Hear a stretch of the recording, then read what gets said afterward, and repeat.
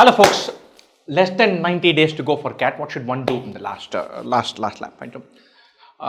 In terms of learning objective, your preparation has got to be entirely around mocks. And I've become a big bore on this.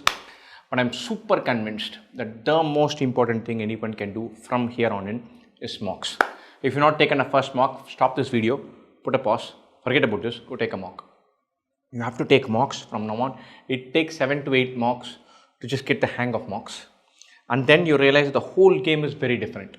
And there's this old story about how 5-6 people in a room get nuggets of an animal. They touch and feel and they guess the animal to be different things. It's a whole different thing. So right now, whoever is preparing for CAT, you're probably learning para-jumble, reading comprehension, logical reasoning, inequalities, functions, percentages. And then you see a mock paper, it redefines the preparation dramatically differently. All these snippets and highlights reel of the CAT syllabus and what the exam is are dramatically different things. And super important to anchor your entire preparation around mocks. Your schedule from here on in should be like, I need to take about 15 to 18 to 20 mocks. So more than once a week. Mock, analysis, gap filling through. That's how you need to prepare for it. Fine. So what else should you do? The preparation schedule is completely around mocks, the learning part. What else should you do? You should completely dial down what I would call as junk food for the brain. Right? So I've not succeeded.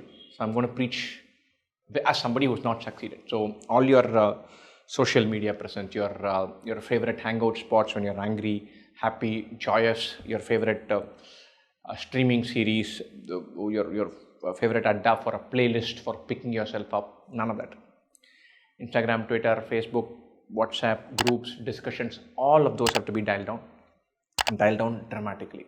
And so they take away time, they take away some amount of focus, they definitely reduce your attention span. Everything skill set wise you need for this exam, it dampens that a little bit. Now is the time. It's probably not easy to pull it off over 30 years. It is very easy to pull off over 90 days. You must commit to de-junking yourself digitally. Otherwise, this becomes a super tricky thing to achieve.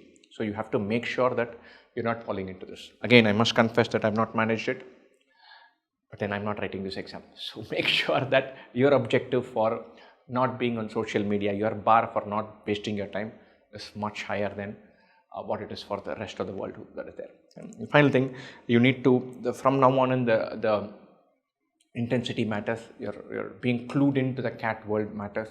So if you look at numbers, you should be like looking to factorize them. You look at car, you're traveling, you should look at the registration and say, look, is it divisible by 11? You have 20 minutes remaining, you should read an article. You have half an hour as a break, you should solve an LRDI puzzle. You're doing casual reading, you should be reading comprehension passages from the past. Everything from now on has to be anchored towards getting yourself exam ready and ready for D-Day. 90 days is a nice stretch of time, but our mind also needs some amount of conditioning. You're saying, look, I'm taking this seriously, this can take me places, commit to the journey. Be super intense, anchor everything around that. Lay off things that can waste your time and or your energy. As far as the core part of preparation itself is concerned, focus entirely on mocks. When all three parts are important, and keep an eye on all of them, and have some fun. Wear a smile and say, look, I'm going to give myself a shot. That's all you need. So prepare with one sense of joy, not as if this whole world will come crashing down if CAT doesn't go well. That is not the case. Definitely not the case. You can go places with or without CAT. You're trying to go with CAT. Keep that in mind. Best wishes.